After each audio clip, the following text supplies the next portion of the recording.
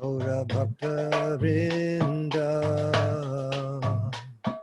Shri Krishna Chaitanya Prabhu Nityananda Shri Advaita Gadadhar Shivasadi Gaur Bhakta Vrinda Hare Krishna Krishna Krishna Hare Hare Hare Rama Rama Rama Hare Hare Hare Krishna Krishna Krishna Hare Hare Hare Rama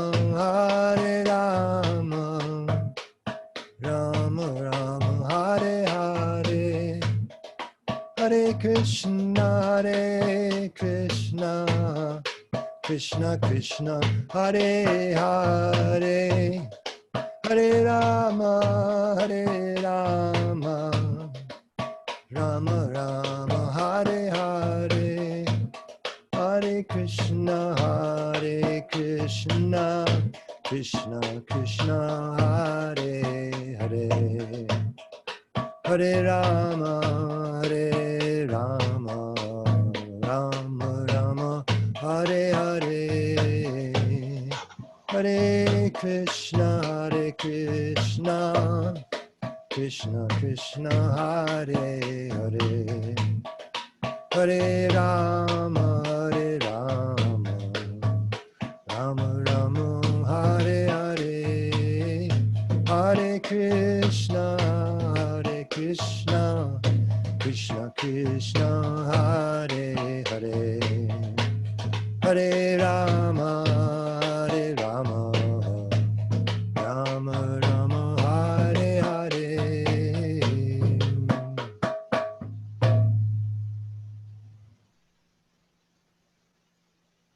Hare Om Vishnupad Paramahansa Parivrajacharya Ashtottara Shri Srimad A.C. Bhakti Vedanta Swami Maharaj Prabhupada Ki Jai Ananta Koti Vaishnavrinda Ki Jai Namacharya Srila Haridas Thakur Ki Jai Prem Sakaho Shri Krishna Chaitanya Prabhu Nityananda Shri Advaita Gadadhar Shivasadi Gaur Bhaktivinoda Ki Jai Sri Sri Radha Krishna Gop Gopinath Sham Kund Radha Kundi Giri Govardhan Ki Jai Vrindavan Dham Ki Jai Navadip Dham Ki Jai Jagannath Puri Ki Jai Gangamai Ki Jai Jamunamai Ki Jai Tulsi Devi Ki Jai Bhakti Devi Ki Jai Samaveta Bhakta Vrinda Ki Jai.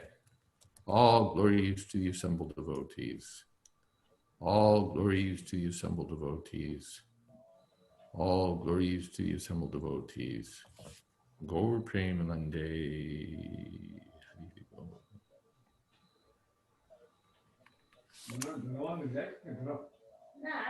Namam Vishnu Padaya Krishna Preshtaya Bhutale Srimate Bhakti Vedanta Shaminiti Namane Namaste Saraswati Deve Gauravani Pracharane Nirvishesha Shunyavadi Paschatya Deshatarane Shri Krishna Chaitanya Prabhu Nityananda Shri Advaita Gadadhar Shiva Sadi Gaur Bhaktivinoda Ki Jai Sri Sri Radha Krishna Govinath Sham Kund Radha Kundi Giri Govardhan Ki Jai Vrindavan Dham Ki Jai Navadvip Dham Ki Jai Jagannath Puri Ki Jai Gangamai Ki Jai Jamunamai Ki Jai Tulsi Devi Ki Jai Bhakti Devi Ki Jai Samaveta Bhaktivinoda Ki Jai. All glories to the assembled devotees. All glories to the assembled devotees. All glories to the assembled devotees. Gaur Premanande. Hari Bo. Welcome to all. Namam Vishnu Padaya Krishna Preshtaya Bhutale Srimate Bhakti Vedanta Shaminiti Namane Namaste Saraswati Deve Gauravani Pracharane Nirvishesha Shunyavadi Paschatya Desha Tarini. Shri Krishna Chaitanya Prabhu Nityananda, Shri Advaita Gadadhar Shiva Shadi Gaur Bhaktavinda. Gaur Hare Krishna, Hare Krishna, Krishna Krishna, Hare Hare, Hare Ram, Ram Ram, Hare Hare. Vanshako Patarubhyascha Kapasindho Pyevacha Patitanam Pavanebhyo Vaishnavebhyo Namo Namo. I'll read a little bit from Srila Prabhupada. This is a section that's interesting. It may raise, well, I'll talk about it after I read it. This is 3:24:40 Bhagavatam purport. Kardama Muni was anxious about his good wife, Devahuti, while leaving home. And so the worthy son promised that not only would Kardama Muni be freed from the material entanglement, but Devahuti would also be freed by receiving instruction from her son. A very good example is set here. The husband goes away taking the sannyas order for self-realization, but his representative, the son, who is equally educated, remains at home to deliver the mother. A sannyasi is not supposed to take his wife with him. At the Vanaprastha stage of retired life, or the stage midway between householder life and renounced life, one may keep his wife as an assistant without sex relations, but in the sannyas order of life, one cannot keep his wife with him. Otherwise, a person like Kardama Muni could have kept his wife with him, and there would have been no hindrance to his prosecution of self-realization.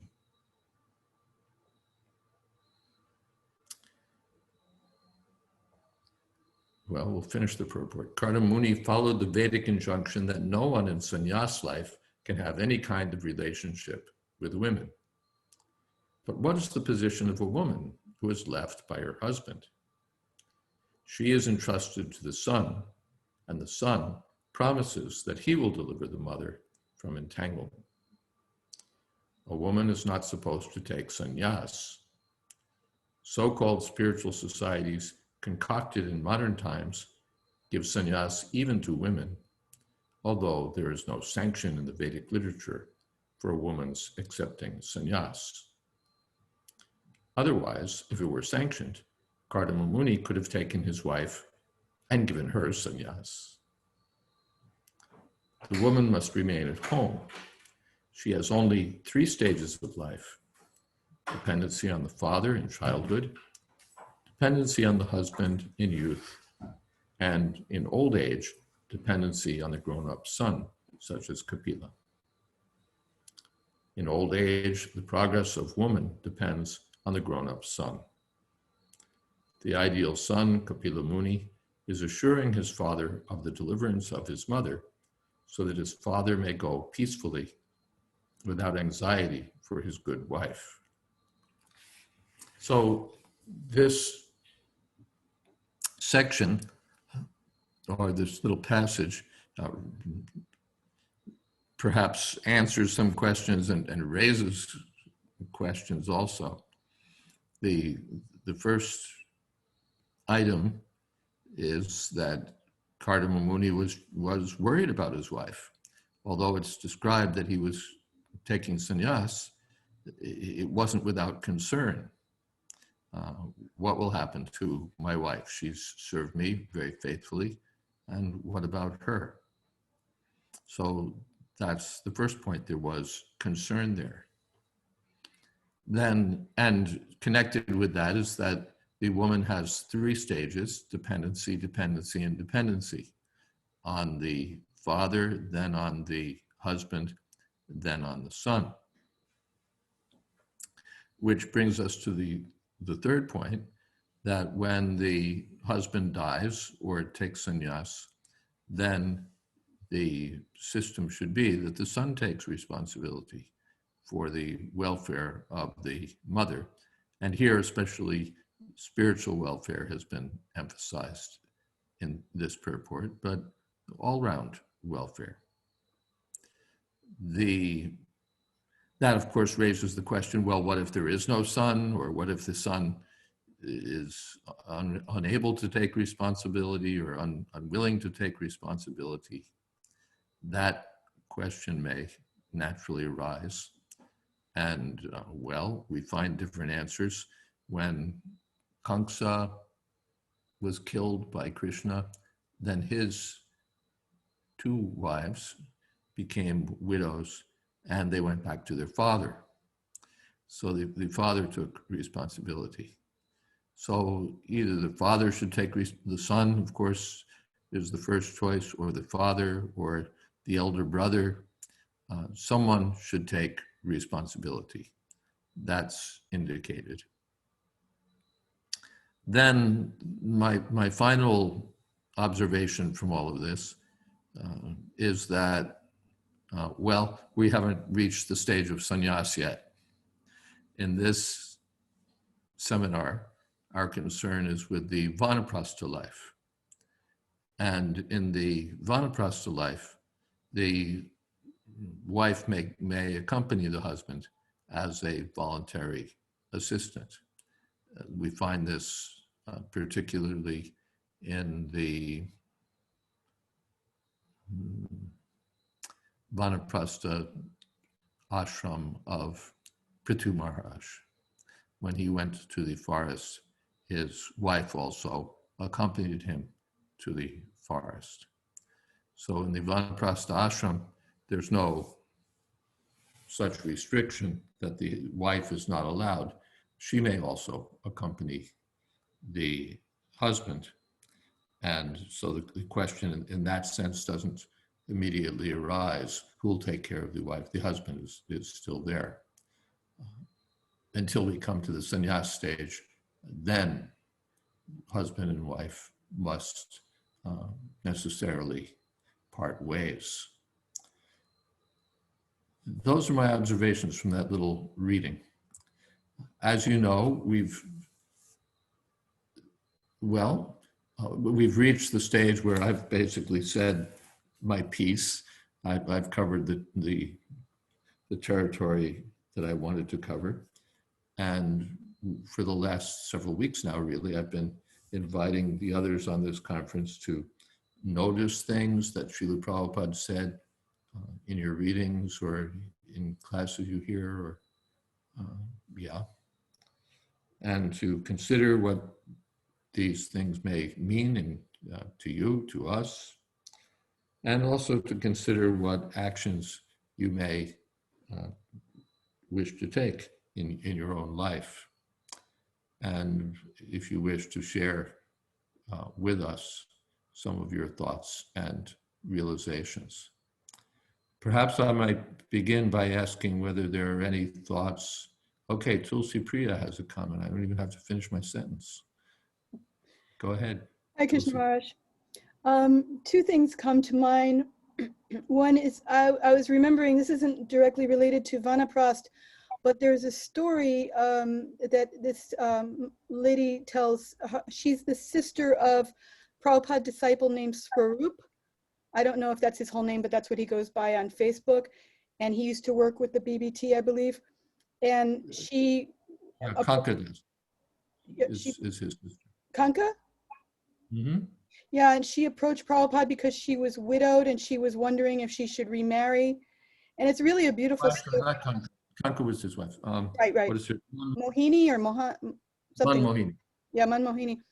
And she approached Prabhupada and asked if she should remarry, and he said, "What, do you want to remarry?" She said, "Well, no, but I thought I should be protected." And he said very piercingly, it's such a great story. I was trying to find it while you were speaking, but I couldn't. He says, who your first husband wasn't able to protect you, and he's gone. And now you what is the guarantee that another husband will protect you? And he says, and Krishna is protecting all of us. Are you not protected? And he asked the brother, are you not protected? Yes, of course I'm protected. And other people in the room. He says, you have a son, give all your love to that child. But the point that he was making, that even without a husband, that she should expect protection from Krishna. And it was really a beautiful story the way she told it. But you know, he just got the idea out of her head that she needed to be remarried, even though she was very young, widowed, you know, to be protected. So I don't know how that applies to Vanaprastha and old ladies, but it was just an interesting story. And then the other thing is, from last week, I wanted to mention that Prabhupada, we were talking about how difficult it can be, you know, and how do you make it easier? And I was thinking about Prabhupada, it wasn't easy, and he just left.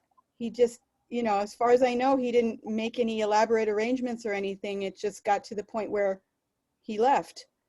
Although he did make arrangements later on when he was in a position to do so, probably just as much for the protection of the society as out of concern for the family. But I just thought, you know, I don't see how it can ever be easy to do this.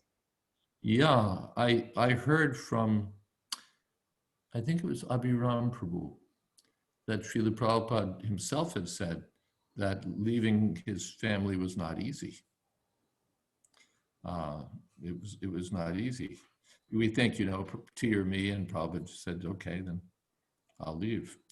But he told Abhiram that it was difficult.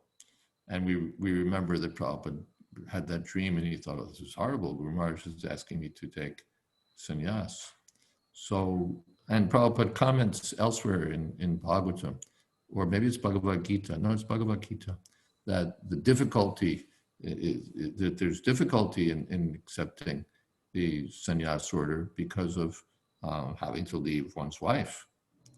So it's natural. I mean, otherwise sannyas would just be a piece of cake, you know, it would be nothing.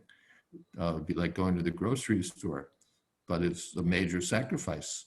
One has to, well, first of all, give up the comforts of family life and the affection of wife and all of that.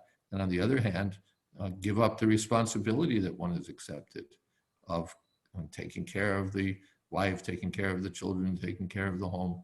And one naturally thinks, I'm responsible for all of this. Or even one thinks, without me, how will it go on? How will they live?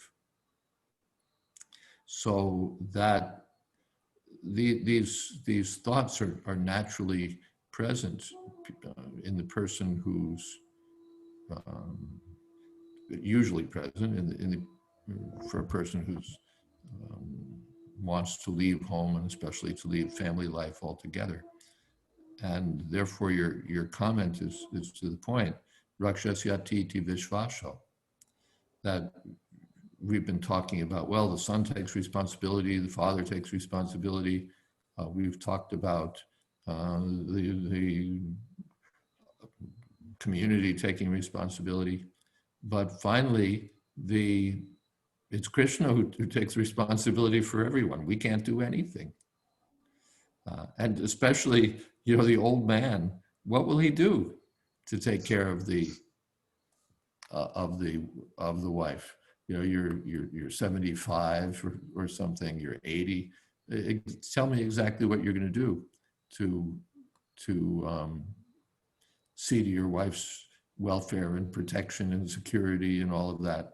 The old man basically can't even protect himself. Therefore, old men are another responsibility. The grahastas are supposed to take care of widows, orphans, and old men. So now the old man is going to take responsibility for the old wife. There's not too much he can do. So finally, no one can protect us but Krishna. Rakshasyati iti vishvasho. And Krishna will give whatever protection there may be, whatever protection we might expect. Finally, it's Krishna that we have to rely on. And that's, again, a lesson that one has to learn.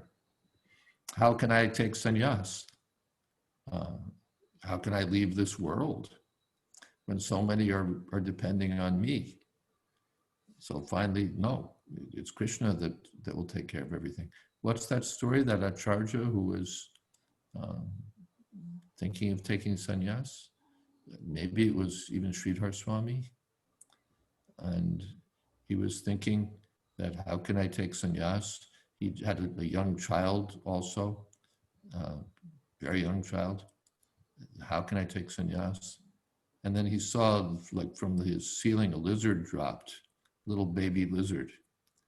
And immediately the lizard got a little fly or something like that to eat.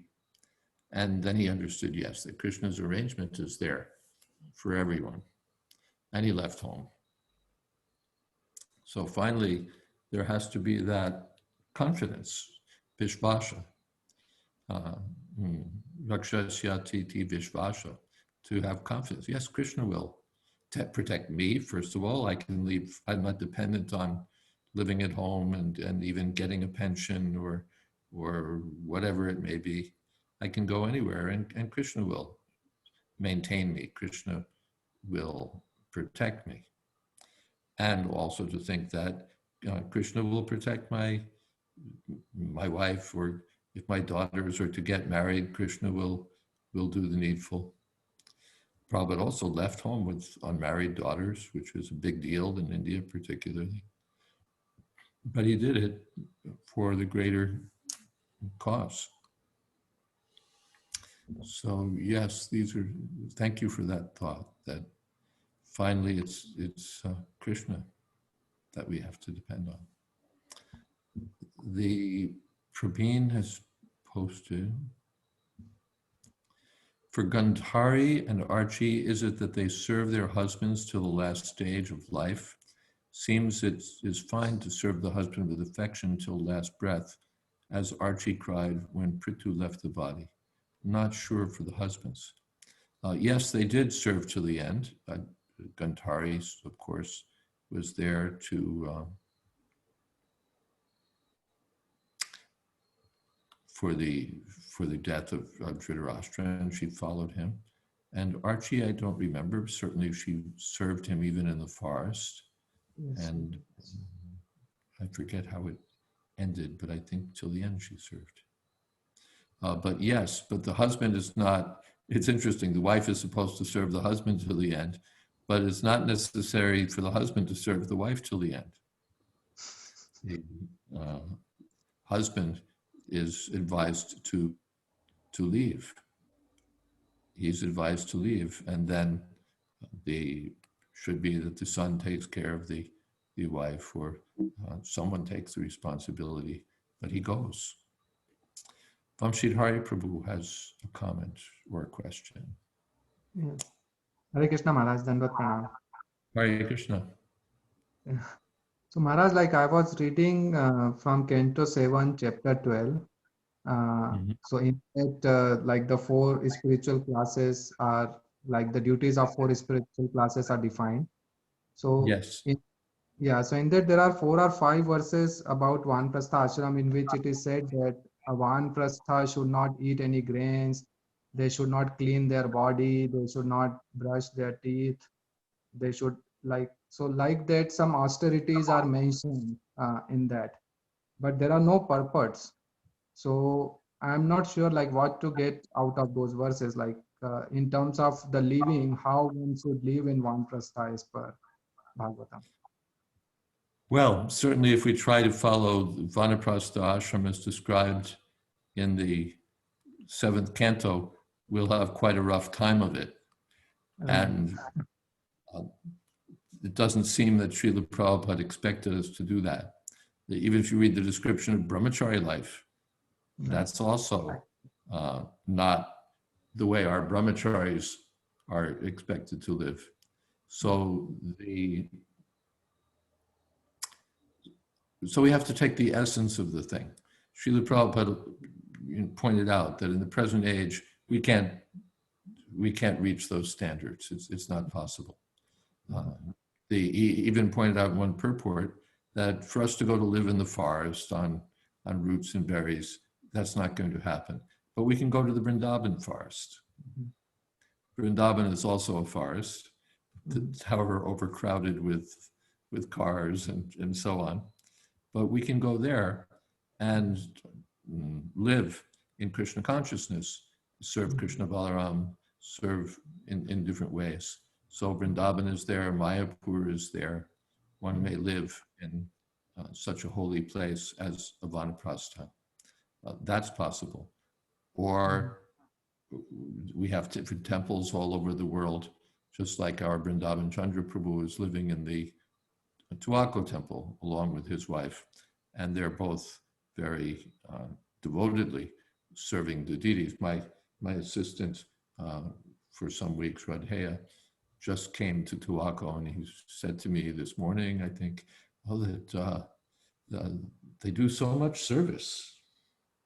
He's here for one day, and he's already saying, they do so much service, because they do. They're very always doing something for Krishna.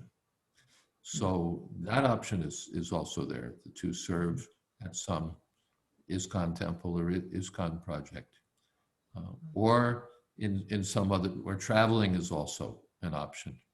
To travel from holy place to holy place is a long, traditionally accepted route or option for the Vanaprasthas to become purified in heart by visiting different holy places.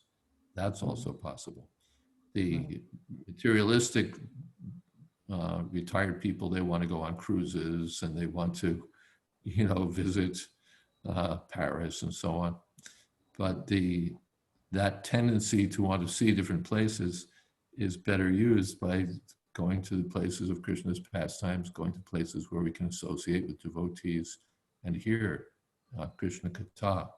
So that the theme of detachment from home, that theme of from home, from job, from family affairs, from material engagements, along with increased service to Krishna, chanting, hearing, serving, and then and austerity also. In Vanaprastha life, there's austerity, but not this kind of austerity of, living on roots and berries and imitating people of previous ages, but living a simple life without much, what would you say? Without much interest in sense gratification, just accepting the bare minimum and maximizing one's time for Krishna conscious activities. Okay.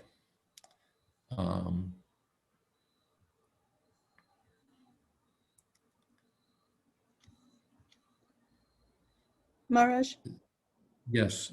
I posted the story there, and it's Yeah. pretty long, and I'll post it on Facebook if anybody wants to read it. You can just scroll on past it if you want.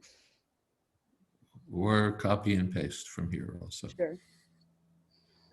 Okay, so those were good points from Tulsi Priya, from Vamsidhari Prabhu. I wonder if there were any other thoughts about the section I read and thoughts about that, or anything else that you might like to discuss.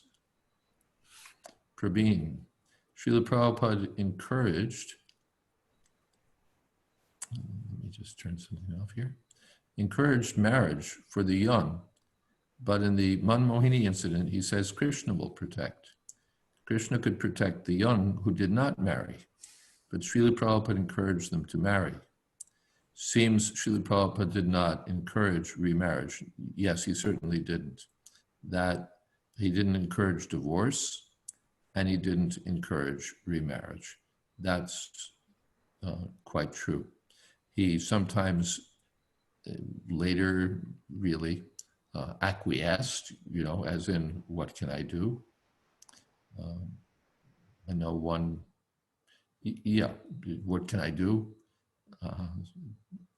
If I don't agree, they'll leave, or, basically what can I do?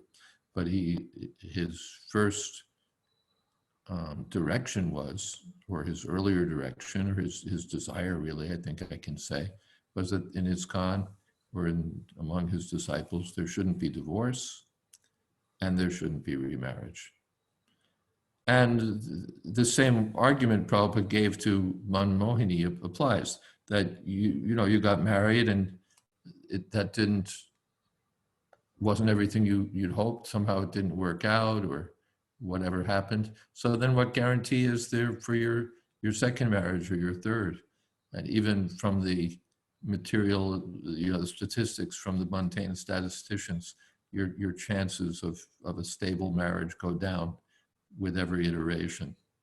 The number of divorces from second marriages is higher than from first, and then third is higher. And what are we looking for? Finally, it's Krishna. So we got married and we made the attempt, but if it didn't work out, then Prabhupada's attitude, all right, it didn't work out. So now you just make Krishna your husband. Prabhupada said that to more than one young woman whose husband left. Now make Krishna your husband. Yes.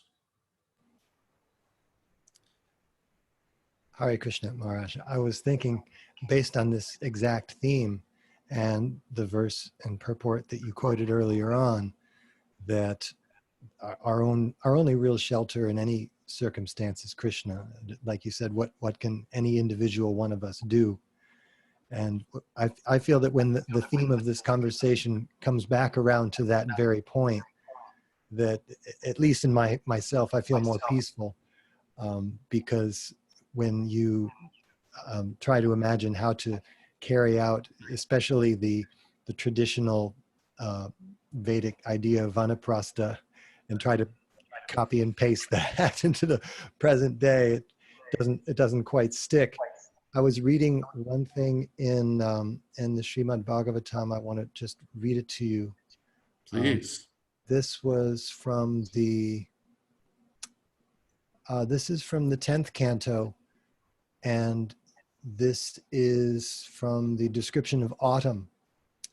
And in the purport, it says that those in the Vanaprastha or retired order of life also perform many duties, and these can also be replaced by ecstatic loving service to Krishna. And I'm not sure if it was Ridananda Maharaj or Gopi Pranadhana who wrote that particular purport, but I thought that was nice. Yes, that's finally our business. You know, these rules and regulations of the Varnashram system, you'll remember, are basically meant to support Krishna consciousness. It's not that they are Krishna consciousness. That what is that? Dharma svinustita pumsam vishvakshena katasuyat notpadi edyadiratim shamevahi kevalam. If I simply follow the rules and regulations of Varnashram and I don't become Krishna conscious, then I'm just wasting my time. Atapumbir dvija shreshta varnashrama vibhagasha swanustitasya dharmasya sangsiddhi haritoshana. The real purpose of the Varnashram system is to please Krishna. Vishnu aradhyate panta nanya tato shakarana. That's our real purpose. It's not that Varnashram itself is the be-all and end-all. We want to serve Krishna, please Krishna. But Prabhupada, on the other side, said that he wanted to establish Varnashram. Why? Because it's conducive. It helps us to advance in Krishna consciousness, or helps us to serve Krishna. We're going to live, by one rule or another, or just without any rules. So better to follow these rules, or these, what would you say, conventions, really, this system, because it's helpful. It will help us to advance in our purpose. But we should never forget the purpose, which Prabhupada one time said is to become mad after Krishna. Vamsid Hari Gopal says there's first Sankarshan Prabhu has posted, Shruti Kirti Prabhu said he was surprised when Prabhupada consented to a devotee's request for a divorce. He asked Prabhupada about it, and Prabhupada said the devotee was going to divorce anyway, So the offense was less by allowing it instead of the devotees disobeying Prabhupada's order. You know, Prabhupada, if Prabhupada had said, no, you can't do it, the devotee was going to do it anyway. So then Prabhupada didn't prohibit him. And in that way, what would you say? Evaded, there's a word I'm trying to think of. No, there's a word I have in mind. But he precluded the offense, cut it off at the pass. And Vamsidhari Prabhu says there's a Vanaprastha channel on YouTube. Is the Vanaprastha channel on YouTube? I wasn't aware of it. No, I was just checking with Tulsi Priya Mataji about all the previous lectures because I missed couple of them. So I was just. Oh, I see. Where are these posted? Tulsi Priya, you're posting them, right? Yeah. She was conversing with me. I was doing private chat with her, and accidentally I put it on everyone. Oh, well, why not unaccidentally, Tulsi Priya, you could post the address for where they're posted. There you are. Those who would like to see the Vanaprastha adventure previous sessions. And there's still some to come, the last few sessions. She'll get up there. Okay. Are there some other thoughts or reflections from the honored attendees on this conference?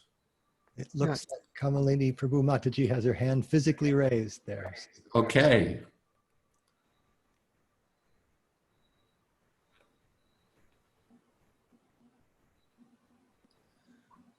Oh. Let us hear from Kamalini. Can you hear me? Yes, we can hear you now. Okay. I don't have to raise my hand virtually. Can you tell me? Is it easy? Yes, at the bottom of the list of participants, if you go to the participants list. Yeah, I'm on the phone right now. I believe there's, if you're on the phone, I think that has less features, but anyway, we can hear you. Or we could hear you, now we can't. I unmuted you again, so there we go. Anyway, I think that Karnama Muni, he was quite not a greatest example because in a way, you know, as soon as his 9 daughters were, and miraculously they grew up very quickly, and then, you know, and he was going to leave right then because he told her in the beginning that when you have children, then I will leave. And so it seems, I know in Indian culture, the men are not as so much involved with the child raising as here in the West, especially now more than ever, because women are often working outside the home and the men are very involved in the household chores in the West. But anyway, how could he's going to leave, and then it said she, you know, refraining herself from her tears and all.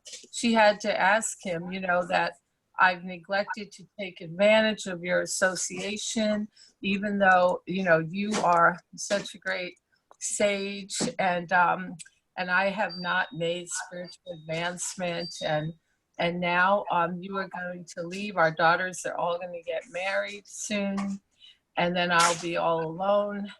And so then only because of her request like that, he told her, actually, you know, she is quite a virtuous lady and all. Then he agreed to stay, to give her a son so that she can have fearlessness. And then sure enough, Lord Brahma came, and then the 9 great sages came, and he did hand his daughters over in marriage. So it says that actually, though, like he stayed for many, many years. It was before she got a son. So it was many years. So he kind of his intention. But then as soon as Philo was born, he left. And, it just seems like, wow, like to leave, like we know that some of our sannyasis used to do that when they had young children at home. They would take sannyas, and it was kind of disruptive. And now, of course, it's not recommended until men are usually a bit older to take sannyas.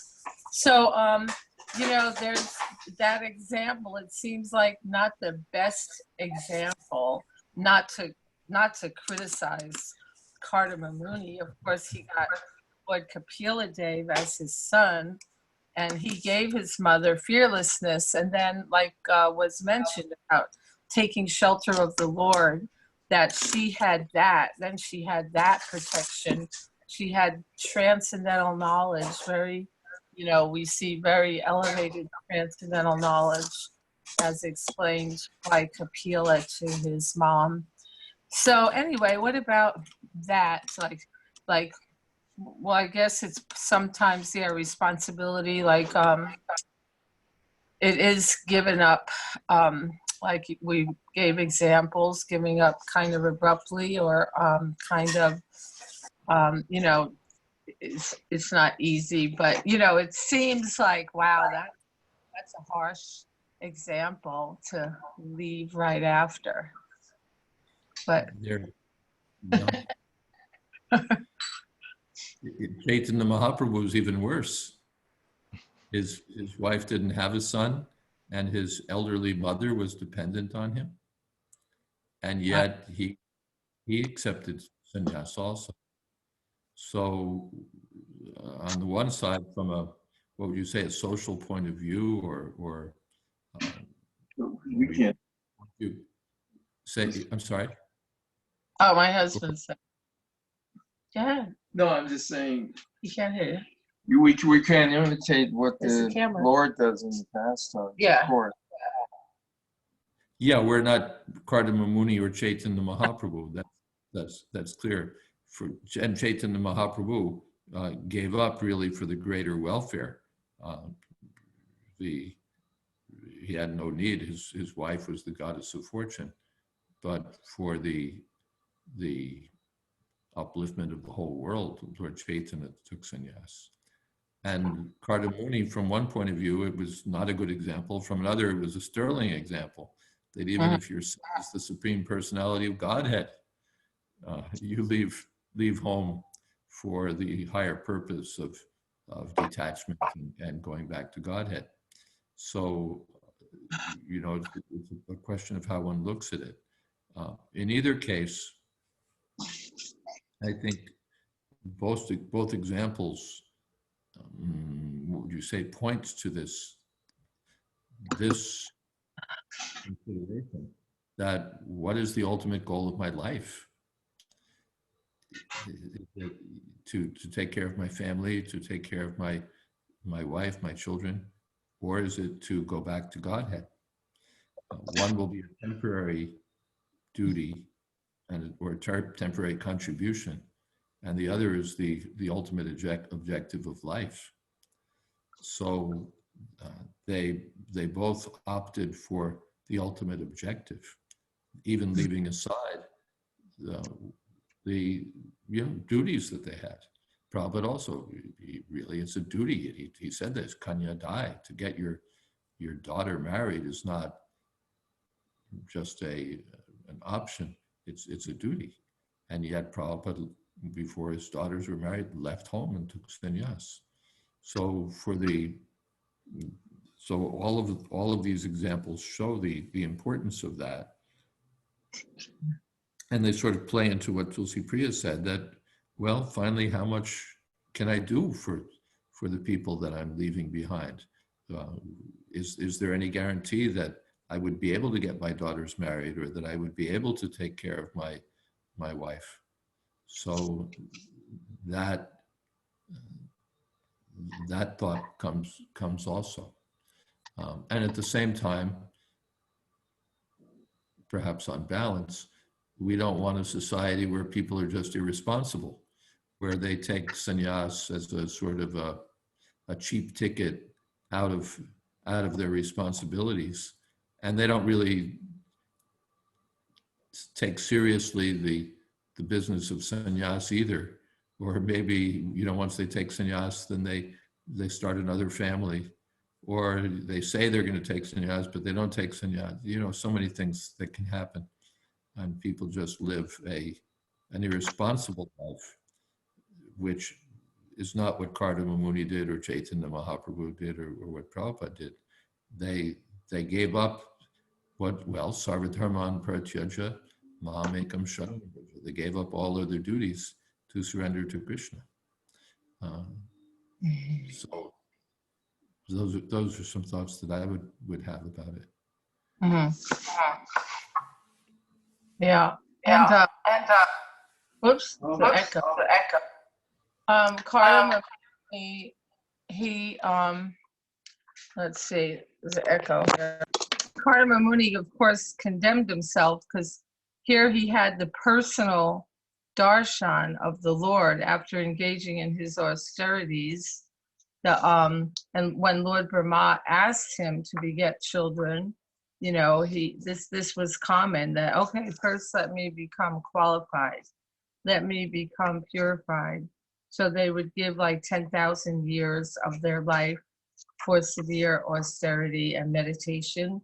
So when the Lord personally appeared before him, he did kind of condemn himself that here I am, I have your personal association, and yet I'm asking that, I have this material desire, and I'm asking that you can arrange, again, depending on the Lord, that he says, desiring to marry a girl of like disposition, who may prove to be a veritable cow of plenty in my married life, to satisfy my lusty desire, I too have sought the shelter of your lotus feet, which are the source of everything. For you are like a desire tree. So he's admitting, that I'm not asking for the highest thing.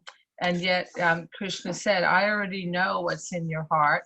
And I have arranged a very nice girl, and she will come here soon with Swayambhu Ramanu and even Lord Brahma. So yeah, there's many lessons like that where he's admitting, because anyone who can have the personal darshan of the Lord coming on the back of Garuda, it seems like, why would they want anything else but that? But still he's admitting, so that's another aspect, I guess, to be honest with what our heart is, and not artificially renounce, we could say. Yeah, I'd like to balance that, if I may, because I hear that. I can't hear. What happened?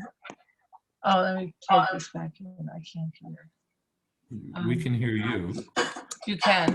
I'm going to put in my speaker. I don't know why I can't hear, but my whole computer's broken now. I'm on the phone. Okay. Oh, there you go. Okay, I have on the speaker. Okay. But yes. Just on balance, it's true that one shouldn't artificially accept sannyas or even artificially remain brahmachari. But on the other side, I think it's too common these days that as soon as someone, even thinks of getting married or thinks of a woman, then there's like 100,000 grahastas ready to descend on him and say, you don't want to be artificial. You don't want to be, what is that? What will repression accomplish? Everybody's ready to say, come on, if you've thought of it, do it. And that's also not very helpful.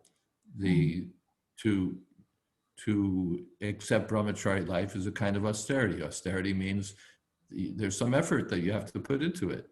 to if you're going to follow a diet, that means you have to say, well, yeah, I'd like to have some chocolate chip ice cream, but I'm old and diabetic, and I'm not supposed to do that. So even though I may have the propensity, I'm going to check that. I may have the propensity to stay at home and live comfortably into my 90s, but the spiritual master wants me to do something more. So I think we need to be a little careful. And my sense is that as usually happens, we correct our society. We tend to correct and then overcorrect, and then we have to sort of get back to something like normal. And my observation would be that there's a sort of that the bias has very much shifted toward well, accept it. Everybody gets married. You'll also get married. It's inevitable. So surrender to your fate and do it. If you've thought about it, then that's the end. Just do it. And that discourages people, young men especially, who with some self-control, some effort, some engagement of intelligence could be very nice brahmacharis and save themselves a lot of needless trouble and expense. Dukantri raises a question, Markata Vairagya. Certainly you don't want that. Monkey renunciation, where you make a show of being a sannyasi or make a show of being a brahmachari. And while you're a brahmachari or a sannyasi, you impregnate, 5 or 7 women. That's not necessary, or pregnancy or no pregnancy. Better to be an honest householder, certainly, than a uncontrolled, inauthentic brahmachari or sannyasi who associates with women illicitly. Better to be properly married and live like a gentleman, as Prabhupada said. That's certainly. But these aren't the only two options, marriage or monkey renunciation. One can live a life of genuine, as a genuine brahmachari, a genuine sannyasi. That's also possible. So either be a genuine householder, genuine brahmachari, genuine vanaprastha, genuine sannyasi. Don't be nonsense. That certainly. It's quite the opposite of the old days when one would be encouraged, like anything, to remain brahmachari. And even if they were thinking, right, I'm sure you have preached to many such brahmacharis, and that it's just a temporary agitation of the mind and it will go away. Just stick with it, and Prabhupada himself gave that kind of encouragement. Yeah, right. Thank you for that, Dukantri. Yeah. We're just about reaching 8 o'clock. As you know, we like to stop a couple minutes early so that people can move over to the Tuaco channel at 8. But we do have a couple of more minutes if there's something else that you'd like to contribute here, anyone. Maharaj? Yes. I'm just remembering several things. I wanted to mention this last week and time ran out again. One thing is that I remember you gave a sort of Vanaprastha seminar at Panchatattva Prabhu and Yoganananda's house about 14 years ago, I think it was. And I remember somehow the subject of divorce came up and you said, yes, divorce is the fast track to Vanaprastha. And then another thing is that I read years ago an article about a young man who wanted to become a priest.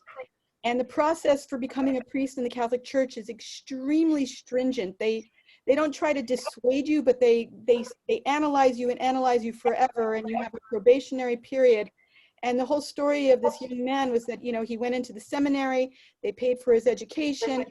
And then just before he was ready to graduate from college, and he had to do service. He belonged to the church and he lived in the seminary and he had to do service. And at the last, basically almost at the last minute, he decided he didn't want to become a priest. And he had to go through another series of interviews with the church hierarchy. And they determined, they can't hold him by force, but they determined, no, you're really not ready to become a priest.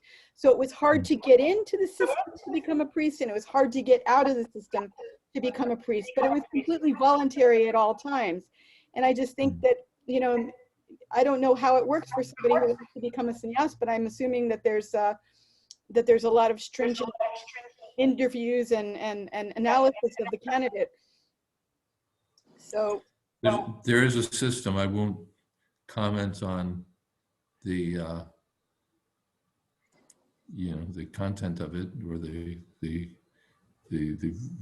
virtues or shortcomings of the system, but there is quite a system these days in ISKCON for taking sannyas. Yes, so thank you there. And yes, I did comment that divorce was the fast track to sannyas. I've joked about this several times. The essence of it, though, is that, all right, if you're going to get divorced, then let that be the end of it. That's in India we have sannyas, and the West we have divorce. Anyway, it means the end of family life. Just if you make it the end, don't think, well, now that this marriage is over, I'm ready for the next one. That's really not, what should we say, not smart or not recommended. If you had your family life and it was troublesome and didn't work out, why not call it a day, pack it in, and leave these things aside? That's best. That's best. The Sankarshan says a devotee up for sannyas decided against it after a while due to institutional control, as he saw it. Well, yeah, there's so many ins and outs of that. But we are at 9:58, and I think this is a good time to close up shop here. As it is with family life, at a certain time, you're just obligated to call it a day. So we'll call it a day here, and seems like everyone's happy continuing. So we'll see you next week at the same time. Thank you all very much. Hare Krishna. Hare Krishna. All Maharaj. glories Thank to Shri Krishna. Hare Krishna. Hare Hare Krishna Maharaj. Haribol, Jai Maharaj. Hare Krishna. Hare Krishna.